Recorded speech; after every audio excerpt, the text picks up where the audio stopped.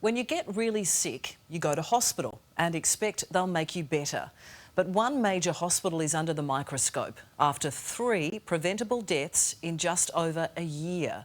Tonight, heartbroken families speak out, demanding a broken health system be fixed. No one expects that you will go into hospital and starve to death. People are dying and nobody is being really held accountable.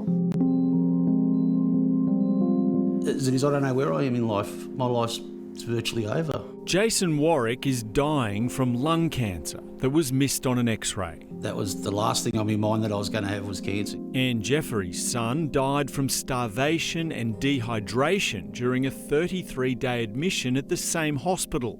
How can someone starve to death in a hospital? 2 more hospital patients have died in shocking circumstances in the past 2 months. I feel that there should be accountability and there's no accountability at all.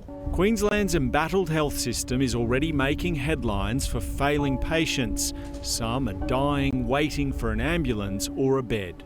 But few hospitals have a record quite like Robina Hospital on the Gold Coast when it comes to preventable deaths. He was not dying when I took him to hospital. He was not critical. Stuart Kelly had autism and an intellectual disability, but that didn't stop him from living an active life. This room at Gold Coast Recreation and Sports Centre is dedicated to his achievements and favourite possessions. Stuart had a fantastic life, wonderful life. He was involved in so many things, sport, activities. Shelley Jeffrey was his sister-in-law. His 81-year-old mother, Anne Jeffrey, spent all of Stuart's 45 years making sure her youngest son was able to enjoy life. Most people feel that he was one of the happiest people they've ever met. Last year, Stuart developed anxiety which affected his eating. Anne took him to Robina Hospital where he was admitted on May 22, having lost 14 kilograms. He was reluctant to eat but made some improvement on anxiety medication. Stuart was discharged on May 30 with instructions to wean off the drugs in 3 days. By July 20, he had deteriorated, losing a total of 28 kilograms and refusing to eat, so was returned to Robina Hospital. The emergency doctor was very understanding.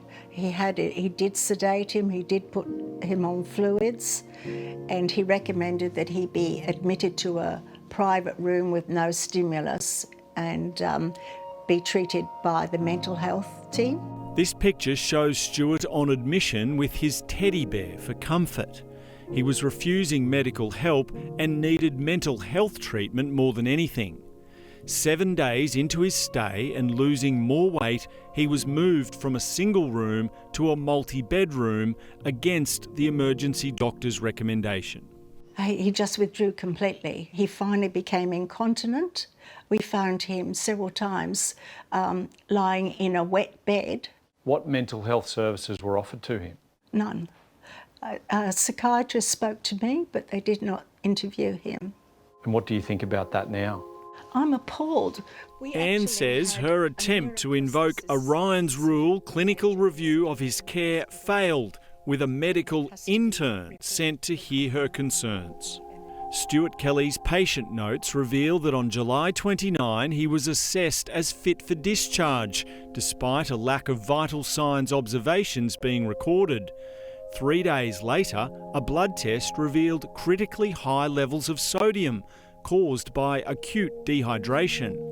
A day later, he was rushed to the intensive care unit, suffering multi-organ failure.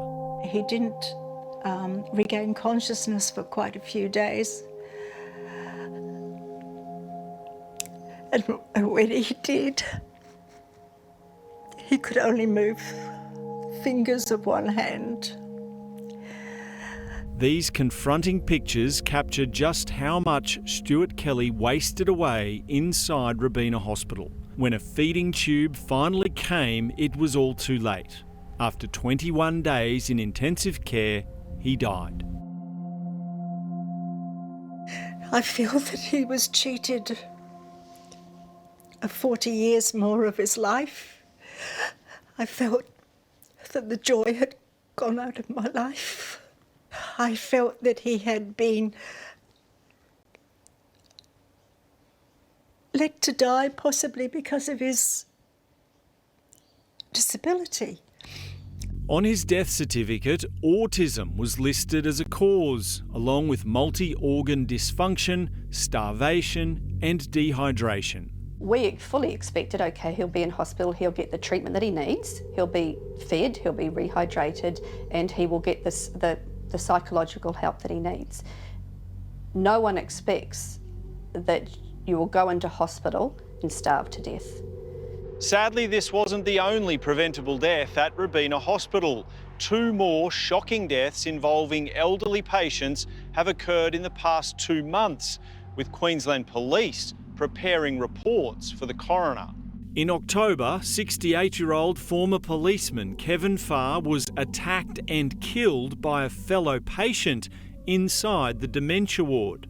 A month later, an 86-year-old aged care patient who was suffering delirium died in a regular ward after jumping off a balcony. At admission, he was not considered a suicide risk. Like, what's happening is understaffed, is people not doing their jobs properly. Someone's got to be accountable for what's going on. Father of 8, Jason Warwick, is waiting to die. He visited Robina Hospital in September last year, feeling unwell with a bad cough. Well, they found a mass on my left lung, and they thought it was just infection, and they sent me home with antibiotics. He returned to the hospital in July, with doctors making a terrible discovery. 2 doctors came into me and said to me, mate, look, when you were here before, it looks like they've overlooked that mass that they found on your left lung that they thought was an infection. Well, it's cancer. A Gold Coast health spokesperson said in a statement that cancer was not missed, rather it was obscured by a serious chest infection. Also claiming he was told on discharge to follow up with his GP in 6 weeks for a repeat chest x-ray. Jason claims that didn't happen. The 51-year-old doesn't know if he has weeks or months to live. His biggest worry, leaving behind 8 children and 12 grandchildren. The big sufferer out of this is them. They're the ones that don't get a dad and get to grow up without a dad. And I've got a little 8-year-old that just doesn't understand why. Regarding Stuart Kelly's death, the spokesperson acknowledged there were significant failures in the care provided and his death was preventable. Open disclosure discussions have been held with his family and we've offered an unreserved apology for his death. I want to know what's been implemented now, 15 months later, after I buried my son. What have they done in actual real terms?